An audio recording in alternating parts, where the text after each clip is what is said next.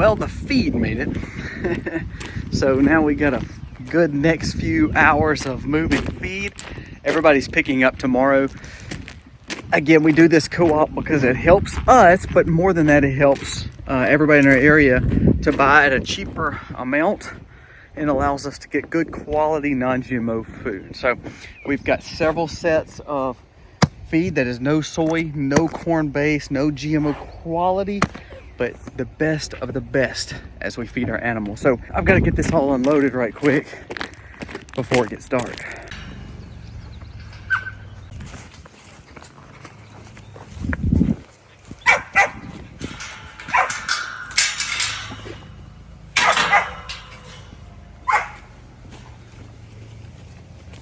We've got all the cows, the dairy cows, moved over here.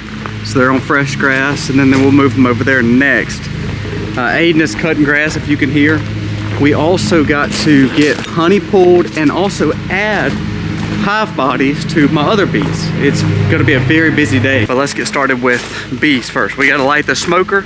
After lighting the smoker, we've gotta get everything ready to go.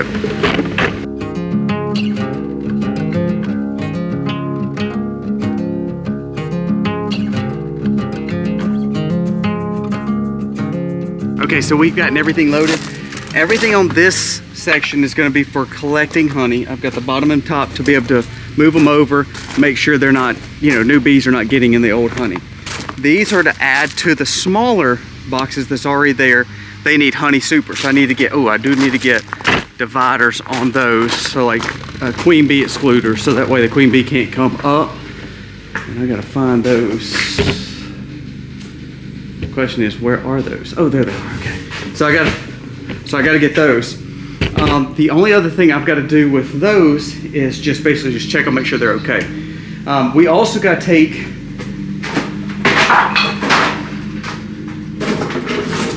All right, so I got the queen excluders. This helps us keep the queen bee or the main bee down because we don't want her getting up into where the honey's going to be. So we've got to put those in there. So we've got those. For those, we've got an extra nuke, which is basically a starter nuke if I need to split or basically take a part of the hive out, I can. This is to basically change the nuke that's on the other side of the lake out to make it a bigger actual real hive. So we have a lot of bee stuff to do, and I'm trying to make sure I have it all, because even though I'm not far from my supply, I am not just right, I'm across basically 50 acres. It's harder for me to get all the stuff loaded and moved around. Now I'm gonna move the cows out of that place and put them in the other place so I can drive into there, so I'm not having to carry stuff back and forth. So we've got that, we've got the smoker lit, we've got the tools. I need a brush so I can sweep the bees off the honey supers. So let me get that. All I do is get a paintbrush. I used to have a bee brush, but to be honest with you, it doesn't really matter. It's just as long as I have a brush to kind of gently get the bees off. Okay, so this little hive, if you remember us, this was the one we took away, and we're like, I don't know if it's gonna make it, but we need to get it away from that area. So it's got two nukes on top of each other. So it's just basically one deep, 10 frames. We're gonna put it in a true deep and then see how they look. And if we need to, we're gonna go ahead and put another deep on it. So that way it has more room to grow and grow this hive to a true good hive, not just like a beginner hive. So I'm gonna dive into it. I need the nuke boxes anyway, just in case I need a split on the other hives. So this is kind of a beneficial thing. So I'm hopefully growing this hive while getting those boxes so I can make new hives so I can grow our bee apiary anyway. So we're gonna go ahead and knock this out. You see, this is where we got it right next to one of our legacy trees. This is a live oak. Our goal is to make this live oak grow, and hopefully our children one day will have this beautiful big tree on this side of the island. We call this our peninsula. It used to be called a sheep peninsula. We used to run our sheep here, but we finally got the grass looking really good to where now we just have, it's just a pretty place where we can put a cabin or a tree to grow, or a tree house, or literally just a pretty swing, because it's an absolute beautiful setting on our farm. This one little dirt area is where we piled everything up, old branches and stuff like that, burned it, and then covered it up when we had a tree fall here. So once this grass grows over, it's just a picturesque, beautiful setting right here, kind of in the middle of the pond. So our goal is to get this one okay, make sure it's good, and then we're going to actually move to the bigger hives and start collecting some honey. All right, this one is done. It did not need another box on top, but we just put them all beside each other. It's pretty weak still. The queen is laying and they are bringing in honey, but they need some growing. So what we're going to do is leave it like it is, other than just take the nukes and make it one full bottom and just see how it does from there. And if we have any others that we need to split, we'll bring them over here. We may even bring them some more bees and maybe some more brood to kind of work and maybe strengthen that hive a little bit. We've got to move the cows into this. They need to be in fresh grass anyway. So we're gonna move them, let them walk through, get to this other side, and then that way we can pull in. We'll move their water and their feed after that, that's no problem. But we just need to be where we can drive in without any problems with the cows. So I'm gonna get them brought up, and then that way we can go in there with no issue. Turn around, turn around. Yep. All right.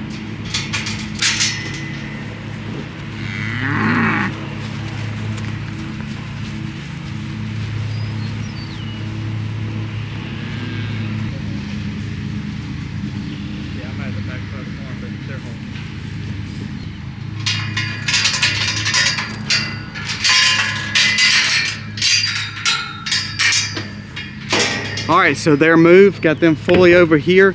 They knocked down a piece of that fence. I got to get the part of the fence up, but hey, that's the least of my worries right now. The main thing is I need to get in here. Of course, move their water. I'm gonna go and let their water be draining, but I need to get pulled over there and we can start working on those bees as I'm filling up water for the cows. Look how good they're happy cows right now. They're all very pleased to come over because this is all fresh green grass. And it also has a lot more shade in it, and also has the creek in the backside of it. So they're very happy to get out of this other field.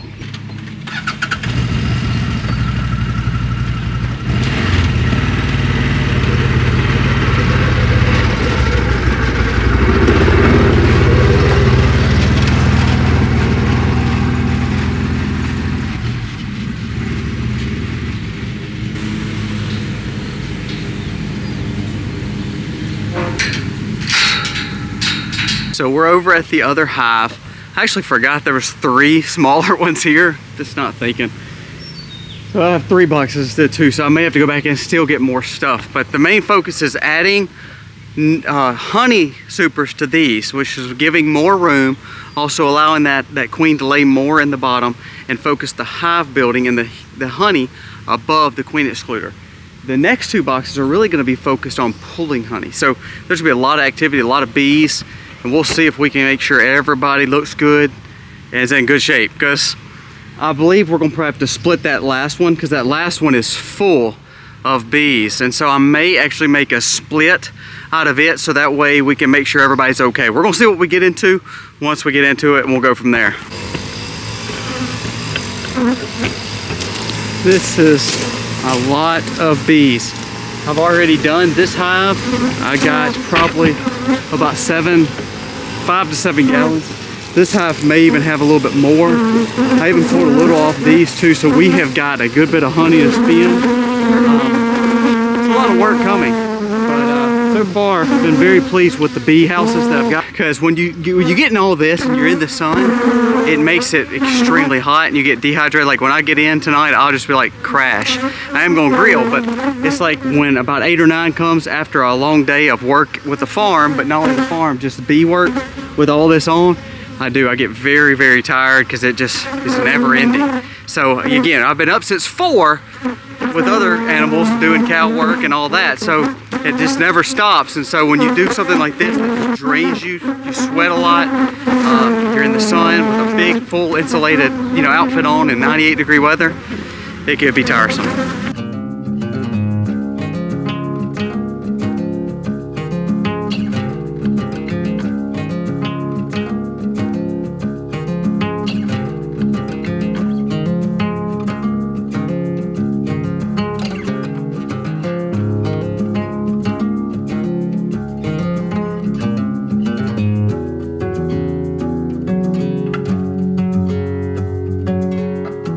I kid you not, I think it literally is 120 in here.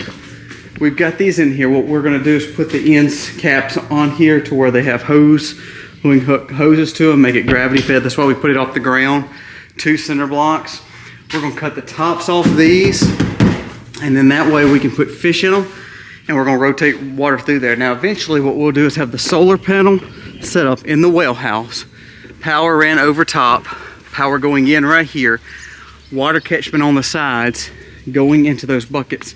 So we're getting water catchment filled in with the fish to be able to cut it off when we don't need it, when it's already full, and then we'll use the water to feed all these things in here. Now, is that gonna be the sole form of water? No, because we're gonna, you know, we'll probably use more water than what the fish can provide, but it is gonna be kind of like a fertilization fill up to where we can put it with, you know, each plant, be done, and then turn around, and once we water them with the fertilizer, we can finish up watering with normal water. So we've got to air it out because it's hot. So it's getting there. So honey is done. We're not going to spin it yet. Misty and the kids have VBS through our church this week. So when they're gone during the week, I'll have, you know, nobody here in that afternoons and evenings, and honey gets real sticky and kind of makes a mess, especially when the kids want to help, and I love them helping, don't get me wrong, but it does make a little bit of a mess. So I think I'm just going to do it while they're gone, and over that few days while they're gone. But to be honest with you, just having it off the hive is huge. That's what we're wanting. Other than that, everything's coming together. We're knocking some stuff out that need to be done. Our next projects, again, for the next week, is I'm going to catch up sheep Monday, and catch up piglets Monday, or pigs Monday, and catch up pigs Monday, and we're going to try to go ahead and get slaughtering set up all next week for that. So as I finish honey, I go right into processing, and then that way, as we go into the really hot parts of summer, where we're going to be harvesting a lot of peas, beans, tomatoes, etc., our focus will be on simply getting the meat. After all the meat and honey is in, it's just vegetables, and that's really going to be our case when we get done with all the main animals and honey and fruit season. Okay, so we've got everything done in the greenhouse, got everything done. So we've got feed done last night, we've got milk and chores, regular chores, got all the cows moved, honey done, got those into the greenhouse. Now we've got to go up here, and you know, I've been curing onions out, so we're going to go cut the tops off it, so that way we can get those back inside. Misty's been getting the potatoes off the ground, getting those canned. So now we got to lay honey down in the prepper's pantry like you saw earlier, and onions down. So yeah, when people say they know how to grow food, I hope they do. But when they talk about really growing food, it's a challenge. It's a challenge how much work we're doing. So I'm walking this up there. Aiden's on the side by side, so I don't have a way to haul it up through yet. And then the truck is loaded with gas because we got to go get gas because we're cutting grass and all that kind of fun stuff. So I'm gonna walk up here, get the tops cut off, give the tops to the chickens, because these are the tops that we've already made our green onions. So these are the tops that are just kind of old and not good. We're gonna let those go to the chickens and then get those onions back inside. All right, so we're up here at the chicken barn. It looks like it's about to rain. It wasn't supposed to rain, I don't think, but we need the rain, so I'm not upset about it. When I talk about these tops not being good, for instance, when we harvested onions, we went on and took some out, took the green tops off, cut the other ones up, and dehydrated and freeze dried them. These we let age so that way they'll crinkle up. See, that crispiness on the outside of these onions is actually the green up top. It keeps making layers. So if you want to harden it up and actually have a crispy outside, that top has got to die. And so that top is cured out, it's died. So now we're going to cut it, and that'll go and close these onions on up. But all these tops are really no good anymore. We're not going to utilize them for anything other than just give them to the animals. So we're going to go ahead and get that started, that finished. We're going to get that started, get these out of the chicken barn. We will not wash these. We will not wash these because they're already cured out. We'll wash them and cook them as we need it. So it's not one of those things that we have to worry about. It's just getting them indoors and get them out of the chicken yard, so that way they won't get nasty. You know, the humidity outside, you're curing it under the barn. We've been curing it for about 2.5, 3 weeks. I don't need to cure them anymore because I don't want them to go bad. So in the south, we have a lot of humidity. So I don't want to jeopardize losing my onions in the name of curing them. Because ultimately, yes, we'll keep a lot of them in big bulbs, but mostly we're going to be cutting them up and utilizing them so I could actually freeze dry them. So now I'm not worried about them curing as fast. So we wanted to cure them out because we know how to do the process, but ultimately that is not my main initiative. My main initiative is just making sure they won't rot even indoors. The ones we want to keep as full bulbs, so like cutting up onions like you're getting at the grocery store. But to be honest with you, majority of these will probably be straight going into the freeze dryer as we see them in need. It's kind of like the potatoes. We healed and cured the potatoes out. However, we only cured out really the biggest ones for us to keep as in full potatoes. The rest we're going to can anyway, so that way it lasts long anyway. So the curing process didn't have to happen, but we're going to cure them all together. That way we utilize what we want to keep cured. The other ones we'll take and go ahead and can them. Same way with this with freeze drying.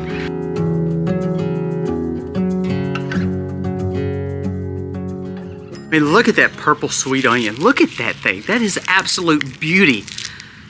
We've never grown purple onions. We've always grown Vidalia white onions or yellow onion, sweet onions.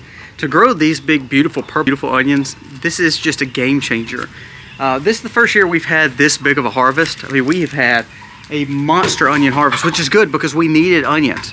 The things that we didn't grow as much, we tried to grow in surplus this year. Tomatoes and onions are the biggest. So we see a good harvest so far on the onions, great harvest on potatoes, great harvest on honey. Our corn is a flop, I think, this year because of the storms. Our tomatoes, half of them are doing phenomenal. Half of them are struggling. So we're going to try to, maybe keep on planting because we have a long plant season. And our peas, we realized that 2 of our sets of peas were bad. They were no good.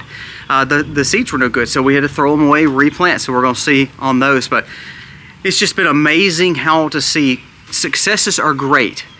We applaud those. Failures we learn from. So we hate failures, but the failures help us become better to have the successes next time. And just like that, all that's done. We got probably, I'd say 50 to 60 pounds at least of cured onions.